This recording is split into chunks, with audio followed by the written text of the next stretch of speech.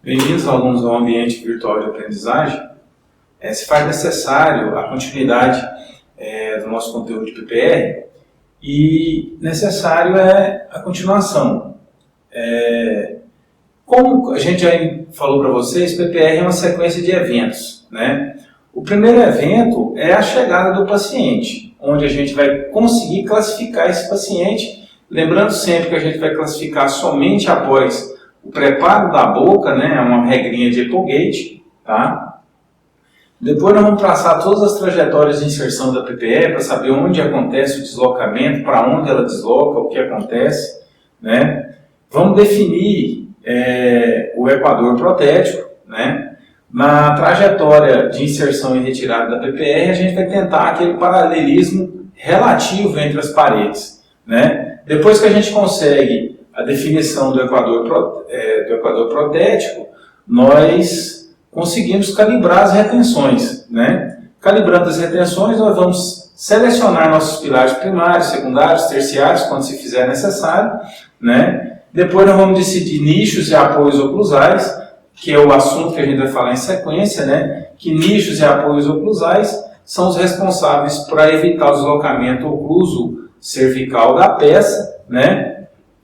Depois, a gente vai definir os retentores extracoronários, todos aqueles que a gente já mostrou para vocês, os apoios por abraçamento, por ação de ponta, né?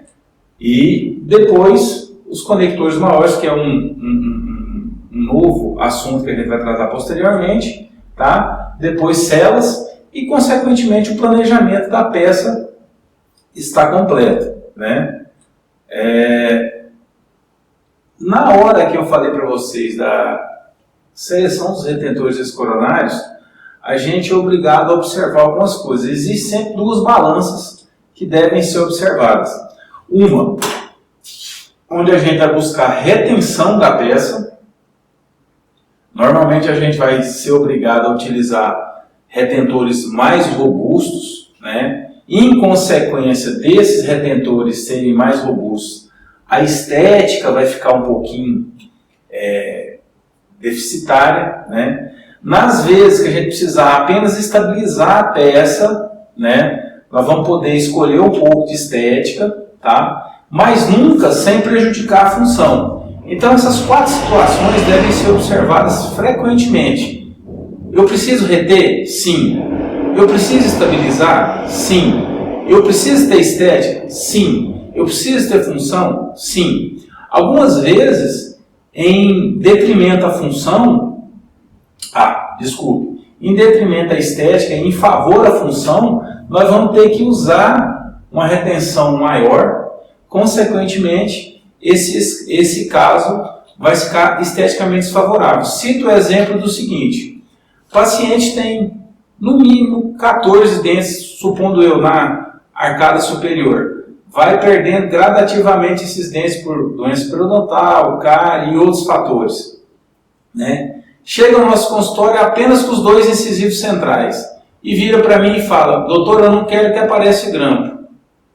Como é que eu vou fazer isso? É impossível. Eu tenho que reter essa prótese, eu tenho que estabilizar essa prótese tem que ter função, porque ela tem que ter função mastigatória. E como é que eu vou fazer isso dando estética para esse paciente? Infelizmente, nesse caso, em detrimento à estética, nós vamos criar função, vamos estabilizar essa peça e vamos ter retenção. Vamos ter que usar grampos que são esteticamente, às vezes, insatisfatórios para o paciente, mas é a única saída. E vamos ter que usar fatores acessórios de estabilidade e retenção dessa peça à boca do paciente, que é um outro assunto, mas para o final dos conectores maiores, tá? Nossos grampos, novamente, lembrando, eles são compostos por apoio oclusal, que é o nosso assunto de hoje, tá? Que são responsáveis pela estabilidade da peça no sentido ocluso cervical, né? Temos o corpo do grampo em si, né? O braço de retenção, que é o responsável pela função de retenção no dente, a ativação disso, né? Lembrando que esse retentor aqui é um retentor de ação de ponta, A diferença dele para o retentor de abraçamento está exatamente aqui, ó. Ele vai nascer o braço de retenção da célula e busca a face vestibular para buscar o ponto que a gente escolheu de retenção. Lembrando sempre que os retentores extracoronários de ação de ponta são trabalhadores com retenções maiores, tá? Vamos trabalhar com 0,50 e 0,75.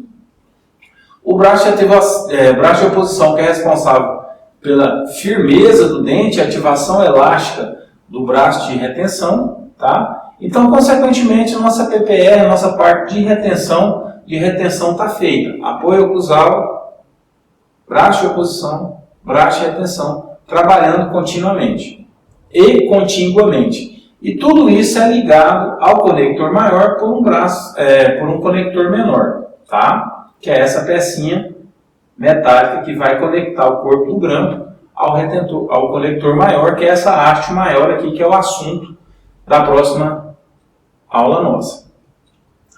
Apoios oclusais e nichos são os elementos constituintes da PPR responsáveis pela transmissão de parte ou toda a força mastigatória dos dentes artificiais das PPRs para os dentes pilares, tá? Então você vem, o dente artificial está aqui, ele entra em função e o retentor vai, através do apoio oclusal, né, e dos nichos, transferir essa força para o dente, consequentemente para o osso e, consequentemente, mantendo o osso e todas as características inerentes disso aí, tá? Tá aqui o apoio oclusal, tá? Ele se localiza onde? Ele tem algumas localizações. O apoio pode ser oclusal, em dentes posteriores, tá? Normalmente, mais ou menos a nível da crista marginal, tá? Ele pode ser incisal em dentes anteriores e ele pode ser, já conto para vocês de antemão, muito pouco utilizado, extremamente antiestético, tá? E ele pode ser lingual palatino. Nós vamos tentar trabalhar mais com os apoios oclusais e com os apoios linguais e palatinos, tá? Esse aqui é o apoio lingual ou palatino, que ele vai trabalhar mais ou menos ali a nível de símbolo, tá? A seleção do tipo de apoio oclusal, lingual ou incisal depende das características das próteses parciais removíveis, tá? Se ela é dentro muito suportada, se ela é dentro suportada. De forma geral, a forma ou descanso do apoio deverão sempre proporcionar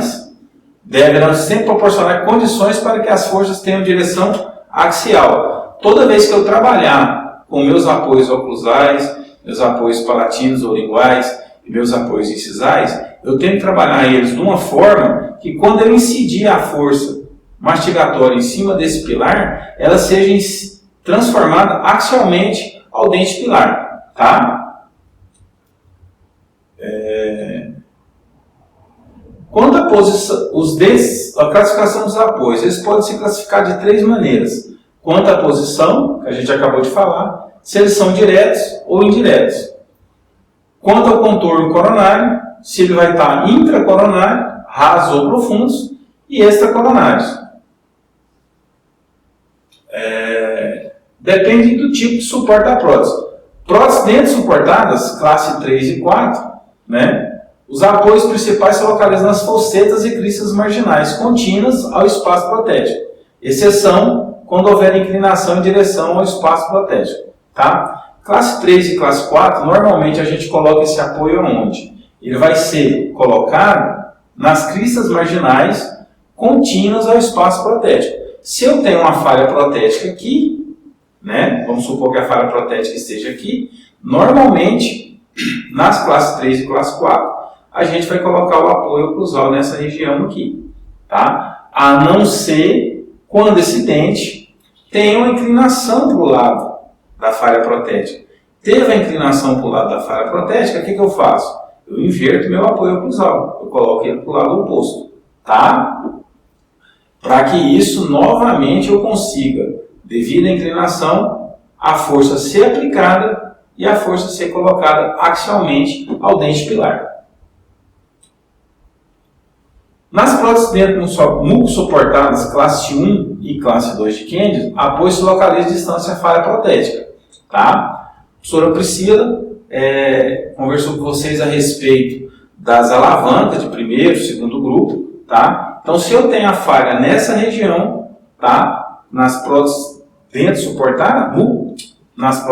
núcleo suportadas, quando eu aplicar a força nessa região, a tendência é esse dente ser alavancado para o rumo da falha.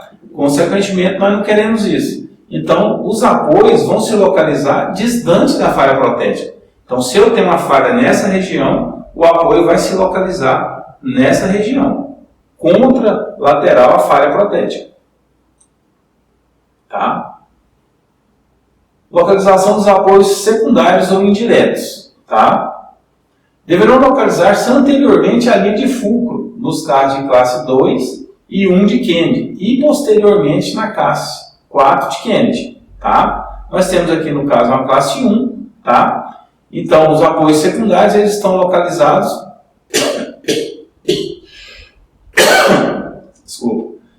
anteriormente à linha de fluxo. Nós temos uma linha de fluxo que passa, a linha principal de fluxo é aquela que passa, que é ligada aos pilares primários.